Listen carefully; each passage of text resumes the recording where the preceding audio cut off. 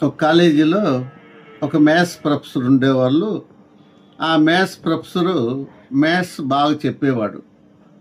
ఆ కాలేజీకి 5 కిలోమీటర్ల దూరంలో ఒక ఊర్లో ఉత్సవాలు జరుగుతూ ఉండింది, ఒక గుడిలో. ఆ ఉత్సవాలకని విద్యార్థులకు సెలవు ఇచ్చారు.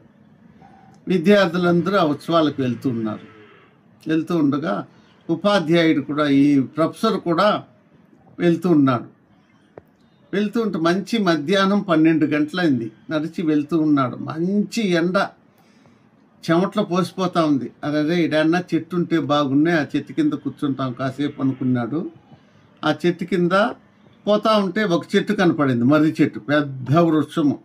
దాని కింద పోయి టవలో కింద వేసి పడుకున్నాడు కాసేపు. ఆ చెట్టు పైన కొమ్మలో ఒక చిన్న మర్రికాయ కనపడింది. మర్రికాయలు చిన్న చిన్నవిగా ఉంటాయి కదా, కనపడింది. అరే ఇంత పెద్ద చెట్టుకు ఇంత గది కాయ ఇచ్చాడు దేవుడు. ఆ దేవుడికి ఏమన్నా తెలివి ఉందా? దీనికి 1/2 టన్ను కాయ ఇవ్వాలి.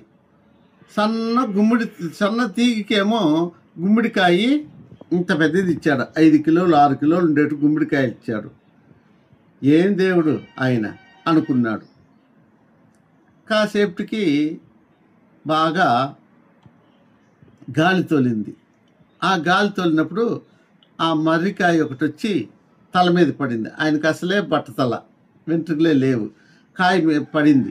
పడినప్పుడు అరేరే మనం అనుకునేది తప్పే, 1/2 టన్ను కాయ ఉండాలనుకున్నాం కదా, 1/2 టన్ను కాయ కానీ ఉంటే ఇప్పుడు కానీ నా తల మీద పడి ఉంటే నా తల ఉప్పులొప్పులు అయిపోయిండేదే, బజ్జీ అయిపోయిండేదే నా తల అనుకొని దేవుడికి నమస్కారం చేస్తా, స్వామి నేను చేసిన తప్పు అనేసి లెంపలేసుకున్నాడు.